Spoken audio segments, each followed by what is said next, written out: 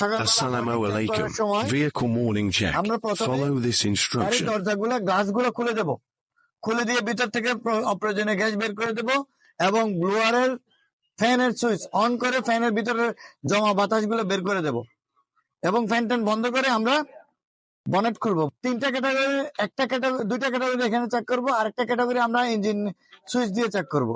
তো এখানে দুইটা ক্যাটাগরি হচ্ছে অয়েল এবং ওয়াটার। অয়েলের মধ্যে আছে 4টা। ডিপ স্টিকের লুব অয়েল চেক করতে হবে, ক্লাস অয়েল চেক করতে হবে, ব্রেক অয়েল চেক করতে হবে এবং স্টিয়ারিং এর পাওয়ার অয়েল চেক করতে হবে। গেল 4টা অয়েল।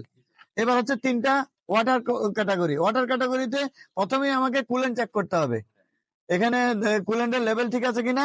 দ্বিতীয়ত চেক করতে হবে ব্যাটারি ইলেকট্রোলাইটের লেভেল ঠিক আছে কিনা, আপার লেভেলে আছে কিনা।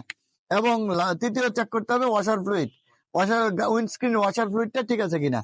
এরপরে চেক করব ফ্যান গুলো ঠিক আছে কিনা, ফ্যান বেল্ট ঠিক আছে কিনা, ফ্যান বেল্ট কাটা ছিঁড়ে আছে কিনা। এগুলো চেক করার পর এই অন্যান্য জিনিস আমরা নজর রেখে আমরা বনেটটা অফ করব। অফ করে Ignition switch for fuel check. Tarpori. ইঞ্জিনটা স্টার্ট দেবো। ইঞ্জিনটা স্টার্ট দিয়ে আইডলিং স্পিডে রাখবো, অ্যাক্সেলারেটর ধরা যাবে না। আইডলিং স্পিড রেখে গাড়িটাকে নর্মাল টেম্পারেচার আসার সুযোগ দিতে হবে। 2-3 মিনিট এভাবে রাখলে ওটা নর্মাল টেম্পারেচার আছে। এই ফাঁকে আমরা অন্যান্য চেক আপ গুলো করে ফেলবো। গাড়ির যত রকম লাইট ফ্যান আছে সব চালিয়ে দেখবো ঠিক আছে কিনা। হেডলাইট হতে ইন্ডিকেটর হতে সব জ্বালিয়ে দেবো। জ্বালিয়ে দিয়ে আমরা গাড়ি রাউন্ড করবো। গাড়ির কোথাও কাটা ছিঁড়া, নাট বল্টু লুজ, হাওয়ার কম আছে কিনা এবং স্পেয়ার চাকাটা হাত দিয়ে চেক করে হাওয়া চলে গেছে কিনা, ঠিক আছে কিনা।